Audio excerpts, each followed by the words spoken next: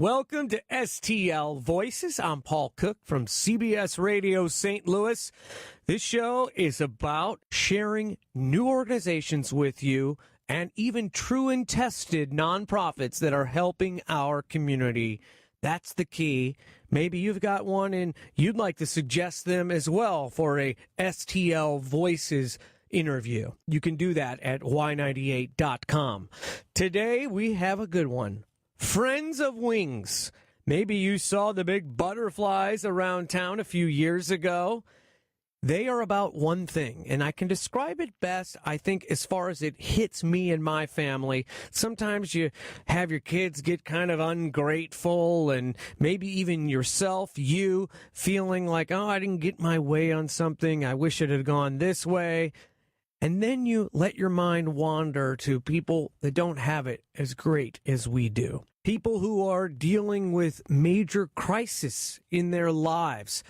They wouldn't think about these little desires of shopping and buying things or little slights at work. They are dealing with a cataclysmic thing in their lives. And I don't want to be extreme, but when I'm dealing with those ungrateful moments, I try to think about someone who might be spending the holidays in a hospital, might be in the waiting room with a son or daughter dealing with a chronic illness, or maybe even a terminal illness. What about those families? How do they deal with these types of crisis? That's where Friends of Wings comes in, helping a family stay together, to persevere and stay courageous in the face of horrible illness. It's a miraculous discovery and a very interesting, effective, and cool way to help families deal with a very, very sick member of the family. A huge part of that is expressive therapy, which we'll talk about in just a second. Friends of Wings raises money to administer that expressive therapy. So they have events all throughout the year and things that you could have a great time with, and maybe you've done it and you didn't even know it. That's why I'm so happy to talk to one of the chair people of Friends of Wings, Molly Gray. I met Molly Gray, I don't know where. I think I was at a book club. Did I have a book in your book club, Molly? You did. Cooked in L.A. That was one of our absolute favorites. And you came to speak with us. That's right. Talked about Cooked in L.A., the book, and you had this huge, room. It was the biggest book club I've ever seen. We were very excited to have an author come to speak and entertain us. And I sat down next to the just most down-to-earth, funny girl in St. Louis, and you were on the other side of that girl. No, I just kidding. No, So it was you, Molly Gray. And from there, I've learned so much about your organization. You're a board member of Friends of Wings and a co-chair of Joyful Celebration. I'm like, we got to talk to this girl about what she's got popping. Thanks, Paul. We've got a lot on our plate. We're very excited. We are able to, quote unquote, adopt or sponsor various families in the St. Louis metro area. And we, through the help of the Friends of Wings board and various ticket sales from our successful events, we are, as I said, sponsoring these families, and we're helping them just, bring some cheer and joy into an already very difficult time for families in the area. I've heard a lot. I want our listeners to know how huge this is in someone's life. Could you tell me the typical family or? Sure. It's interesting because there really is no typical or usual family. We really, with the help of the Wings staff and nurses and social workers, we are really looking for anything to possibly celebrate in a child's life, because when someone's seriously or terminally ill, particularly children, it's very difficult to find anything to smile or to celebrate. So month to month, we find birthdays or the end or the last round of a chemotherapy treatment or high school graduation, an 8th grade graduation, in one case, a prom for a young girl. And so we try to find, that's why we call it Joyful Celebrations. We want to find joy and help celebrate it in such dark times for it's families. Such a personalized thing that you're looking for there. And it puts our board members and any interested volunteers in direct contact with families. And so it's not just, a check writing kind of philanthropic activity. It's really putting human connection between board members of volunteers and then children and their families. Yeah, because you have a lot of volunteers for Friends of Wings. We do. We have many, and then we have some special women, and Mimi Baumstark is my co-chair, and she and I are just so grateful to have so many women like your wife come and volunteer to connect with families, and then, from any given month, we'll do balloons or birthday cakes. When it comes to children, we're going to try to find some way to bring smiles to their faces. I thought that a big way to do that was the Friends of Wings Big Bear Brunch, which I got to host. Yes, you did a great job. Thank you. Be the talker. You guys hosted, really, and talk about fun. I mean... Well, your wife did so much. I mean, she did all the work. They were amazing. Well, she just loves doing it and being with you guys. But you're right. Yeah. You can get so into... It's such an enormous... a powerfully wonderful charity that, there's so much that has to be done. It can almost remove you from the person who's suffering, the person who you're really helping. That's right.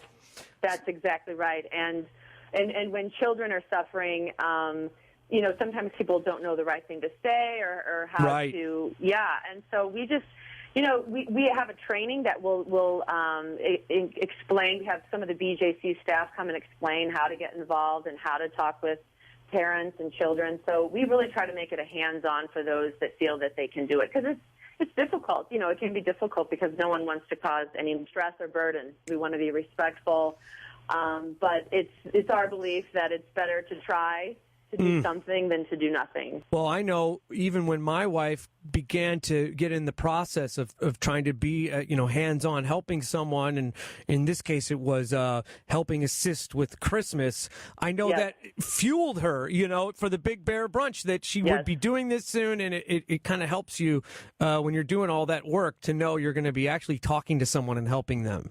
That's right. It's a direct human connection that we can kind of just hold with us, and when we think about all the fundraising and all the activities we're doing in honor of these children and families, we're really able to have a concrete, tangible memory, which is pretty special. Friendsofwings.org. Is that the website you want people to go to? It sure is. Thank you. Friendsofwings.org, and gosh, it's so cute. You could actually go there with your child now and see the little butterflies. And maybe you have seen the big butterflies all over town.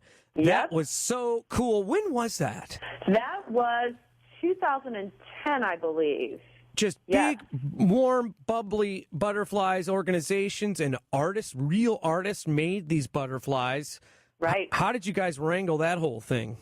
Well, it sort of came to us from other cities. The Cows were in Chicago, and Asha Zimmerman and Joan Thompson, our co-board presidents, they really had the idea, and we found amazing agencies and businesses locally to sponsor the butterfly, and some people have planted them in their local business, and some have donated. There's the Mary Engelbrechts is in the heart of Forest Park, and they're still out and about if you look for them. Yeah, I saw one at the zoo, I think. Yes. I saw a Rams one somewhere recently. Probably Rams Park, maybe. Yeah, that might be it. Hey, logical. It wasn't at Busch Stadium. Yes. It wasn't there. Molly Gray, she is with Friends of Wings, friendsofwings.org. So you raise this money. We talked about it a little bit off the air. What does most of the money go to for helping kids, families with terminal illness? Is that right? Yes. Yeah, it does. And, the whole Wings philosophy is to support the entire family. So we don't just, purchase items for children. We actually try to take care of their parents, because the parents are the quintessential caregiver in this situation. And so we pick up hats and coats for parents that have been too busy to buy a coat or don't have the funds to buy a coat. Sheets, bed sheets. Some basics. And, we try to do some wants, some needs, and then maybe a few wish items, like a manicure set for a young girl who wanted to paint her nails, and some makeup. And, we just try to make it really special. Well, I think it's so unique that you help the family.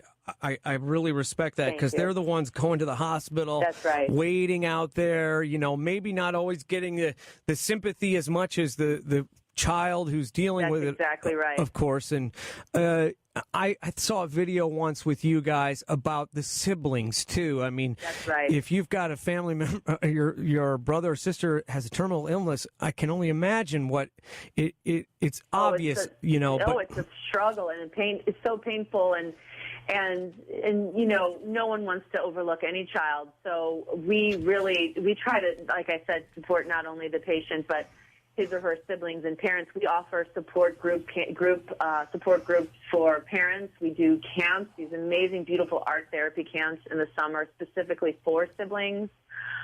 We also come into the house and offer music and play therapy to not only the patient but his or her siblings. While sometimes they're not able to leave the house because they don't want germs to come in, or mom and dad are too busy, caring for the child. So a lot goes to the side, and so we really want to help everyone in the family, the whole family network. Does this fall under expressive therapy? Correct, exactly. This is because, talk therapy, traditional talk therapy is not very beneficial for children. It's more play and through music and art therapy that really we find children are able to best express themselves. I can only imagine you're on the couch talking to a therapist, and maybe a therapist who's really good with children is probably effective, but this is a whole other animal that I can only imagine, finger painting and all these other things. Right, and they're able to the therapists are then able to kind of help mom and dad understand where the communication might need to improve, or where their child, either the patient or the sibling, might be hurting, and where they might need extra attention. So it's helpful, obviously, for children and their siblings, but also for parents, just to try to keep everyone connected. Now, tell me, how do the families get involved that need the help? Friendsofwings.org, by the way. How do they find you? How does that work? So typically, we're affiliated with BJC. So typically, doctors and nurses down at Children's or any other, really medical facility will, we try to educate doctors and the staff at the hospital so that they can then refer us to them and kind of step in. And we have nurses that come in and check up, depending on how severe the need is. We'll have nursing staff that comes in, and social worker and expressive therapies once a week, sometimes, once a month. It varies from case to case, but we're usually, referred to by physicians or medical staff. And I've seen lists of people that have benefited. How do you know, not skeptically here, but how do you know that it works? Because the camps that I mentioned and the retreats that I've described, these are actually for children and families that have grieved and or grieving. So actually, we follow up with these patients' families after the patient, sadly dies. So we as I said, we're trying to really support the family both during the crisis and then after the patient passes away. We really try to check up on them, and we maintain a connection. So you really hear about how it's changed their life and affected them. Yes. I mean, yes. So what is your background with this? How do you know how to do all this, Molly Gray? I'm a social worker, and I used to work for Special School District, and I came across a very special family who I worked with and was in the home and with them as their child was very, very ill, and I grew to really know and love and admire them and witness firsthand the selflessness and the sacrifices that parents and families show their children when they're suffering. And towards the end of the child's life, Wings came in and really helped support the family, and it was there and then that I realized, okay, this is an agency that really makes a difference and really cares about children and their families. And they do it at a point that is so pivotal in everyone's life at that time. Yes. Oh gosh, yeah. So many people are going to go to work on Monday, and we have jobs that pay the Yes. bills, and we do that as a service, to our family to pay the bills. But I can imagine to do that is one thing, but to know that you are helping people and of service the way you are, it's got to be gratifying. It is incredibly gratifying, and I think of that child, so often, and their family, and it's just, for me, it's about connecting and giving back and thinking of others, especially at Christmas. And I'm, Mimi Baumstruck, my co-chair, and I are just thrilled that we're able to help families at Christmas. It's really amazing to be able to do it. I couldn't have done it without the help of all my fellow board members that work so hard and so tirelessly to raise money and awareness for Friends of Wings. Yes, I love how it works. You did the Big Bear Brunch, and proceeds from that help with the Joyful Right. Celebration. Right. How many families are you helping this time? So Christmas, we're 8, 5 in Missouri and 3 in Illinois, and we have some board members making the deliveries this Christmas. We have some volunteers. We have people who want to remain anonymous. We have just all kinds of individuals that want to get involved and help. Oh, and they just bring it right to them, huh? I mean, That's right. And then I guess selecting those families, it's kind of like what you mentioned earlier. Does that come through the BJC? Correct. We ask our social workers Element. and nurses to, take a very careful look and ask their families, because as you said, some families, we all have to go to work, hopefully, and then there are some, when your child's sick, you want to leave their side. You want to stay by them at all times, but, we have to make money and pay bills, and who's going to do that? So we really look very closely to see who's at the most need, who has the most need, and then the staff, the wing staff asks, for them to make a needs and a wants and a wish list, and then we try to do our best to fill it. So a needs, a wants, and a wish list for the Joyful Celebration. Correct. Oh, that is so neat. And Yes. Do you have any people that you help that don't have a terminal illness? Yes, it's not just terminal. It's severe and not necessarily will all of these patients. Many of them will survive and persevere, and they'll be removed from our services, and we won't need to do quote unquote hospice care. We will, we can follow up with them, but.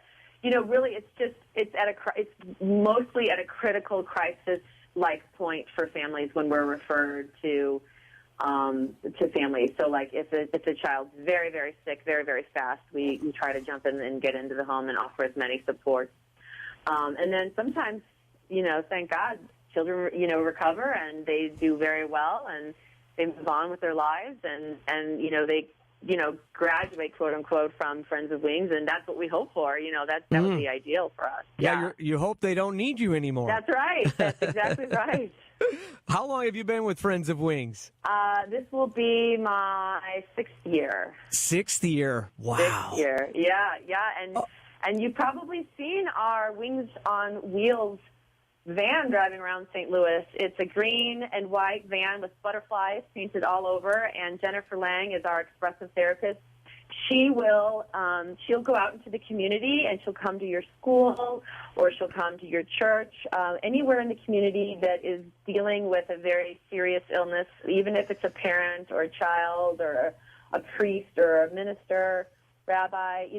We can come. Jennifer will drive the van, and it's full of art therapy supplies, and she will come and educate, kids, the grown-ups, all about grief and all about serious illness, and try to just, make it not taboo, put it all out there so that we can talk about it and talk with our children about it and not be scared. Oh, that's a great point. Make it taboo. There's stigma. Right. Like you said, people don't know what to say. It's That's so right. neat you have someone out there. It seems like a food truck for wings. It is. But no exactly. food. That's exactly right, Paul. Look for us. We've got big butterflies all over the van, and Jennifer drives it all. I mean, I've seen it on the road several times. We're hoping to maybe even have some more vans in the future. Oh, that's great. I Yeah. love it. I love Yeah. it. So if you wanted Jennifer to come to your organization or your school, you'd go through friendsofwings.org as well? Correct. Or Wings on Wheels. I think it's wingsonwheels.org. Yeah. Oh, that sounds good. Friendsofwings.org will connect you to Wings on Wheels. Yes. It was featured in the Today Show just recently. Oh, that's right. Yeah. It's very exciting. She's an amazing therapist, and she's already gone to many schools and churches and all over. That is really cool. Over your 6 years, I'm wondering, does anyone jump out to you that really just has a spot in your mind over that time of a story? Yes. There was a young adult who had a passion for theater, and in 1 year we were able to rally some backstage passes to the Muni with very great seats to 3 different shows. And the third show was on the same day as this patient's birthday, and he and his family, I think, had a wonderful backstage pass, and we had to volunteer to photograph it, and it was just a really special, positive night, which is exactly what Joyful Celebrations is, trying to bring these children. So memorable. That is a personalized, expressive therapy with art and a play in the Muni. That's even more expressive. Right there. Oh, gosh. Well, I want to hear about your events you have coming up. I know you've got something going with Go. Yes, we've got the Big Go Marathon coming up in April, which we're, really trying to connect runners and marathoners and walkers, anyone that's wanting to rally a team or just raise money and awareness for all of our programs. That's coming up in April, and just some other fun things coming up in the year. We're really just winding down from our big event that Jen did for Big Bear Brunch, and I sat next to her at the board meeting and just was so grateful to her for all of her hard work, and it's pretty great to sort of take the money and go straight to the store and make these Christmas wishes come true. Yeah, like I'll take some boots for the family. That's and right. Things like that, and just bringing a smile to people's faces is so incredible. And I just, while I'm hosting the Big Bear Brunch a few Sundays ago, or Saturdays ago, I thought, I got to talk to these people again. Yeah. I've got to see how it goes, and it's just so wonderful. It is. What's so funny is the average age of the attendee is 5 years old. Oh, my gosh. At the Big Bear Brunch? Yes. That is awesome. I know. Yeah. I said, I'm just going to not worry at all that they're going to stop talking when I'm trying to host and tell people what's coming up. That's right. But that's never anything new anyway, because when I do an adult event, they don't stop talking either. That's so true, Paul. It was cool, though, and pancakes, just everything you could imagine. All the characters, everything. Characters running around, just a carnival of fun. And so do you think there's a plan to do it again next year? Oh, yeah. I mean, this was our 12th year. I have a feeling it's a ton of work, as you know. Yeah. But it's our biggest event of the year, our most fun event. And I mean, when you're 5, there's nothing more that can top it. It's so much fun. It is a dream, a total dreamland for kids. So look for that one next year for sure. Molly, you talk so much about thanking the volunteers and people that help out. Anyone specifically you want to name? The people we are really wanting to thank this time of year are our Joyful Celebration volunteers, Mimi Baumstark, my co-chair, Alicia Allen, who really does so much help behind every scene, our board presidents, Joan Thompson, Asha Zimmerman, and your wife, Jen Cook, Amy McGuire, and Miriam Rothkopf, who chaired the Big Bear Brunch, where the money from all the money from Big Bear Brunch is going to help us shop for the wants, needs, and wishes of Joyful Celebrations. So, now it's all taking shape for me. The Big Bear Brunch is all for Joyful Celebrations. This year, yes, because Joyful Celebrations is really growing. We've only done Joyful Celebrations for 2 years. Mm. And last year we did one. We sponsored or adopted two families, and now with the help of all the monies raised in Big Bear Brunch, we've been able to sponsor or adopt 8. So yeah, it was pretty great to come right after Big Bear Brunch and take the money and run. Take the money and run and help families who are dealing with major obstacles. Is the Big Bear Brunch the kind of thing that you do have a final number of what you make, or is that? Your wife might know that better than I. Don't know the final number, but it's pretty handsome. I mean, it's significant, and it's one of our biggest fundraisers of the year, without a doubt. Oh, that's really cool. I know you thank so many, and I've watched the charity of people, how they just give of their time to execute Joyful Celebrations actually emits is this great feeling and service for people, and all the people doing their work help to create that. That's right. We couldn't do it without everyone's help. No, and you've also got that dynamo Asha that you mentioned. Oh, she is dynamo. She is the brainchild. She really thought that she knew of wings. She heard a story about wings, but she didn't. There was no an awareness. There was no awareness program in place. No money making program in place. So Asha started Friends of Wings. Wow. Over 12 years ago, and she's really just taken off and is not stopped since. Every time I talk to her, she's getting me to do something else for Friends of Wings. Watch out. Well, in a completely healthy, good married guy way, I've always kind of had a crush on Asha. She's got that.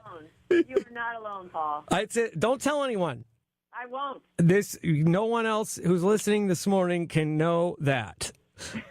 Namely, my wife, who I have a much bigger crush on. Definitely. That's how we're going to do it. Okay, so real quick, one more time, friendsofwings.org, and tell me about the marathon, the race stuff you got coming up. Okay, it is Go Marathon. It's in April. We are one of 5 charities selected as benefactors of the monies raised. As I said, we are trying to really get some runners or anyone. Really, we'll take anyone at this point, running or donating, or anyone is interested in health and fitness. We're looking to really raise awareness again through this. This is a major running event, marathon event in St. Louis, and we're looking forward to it. I know that's a big one. I'm so glad you guys are involved in it. Molly Gray, Friends of Wings.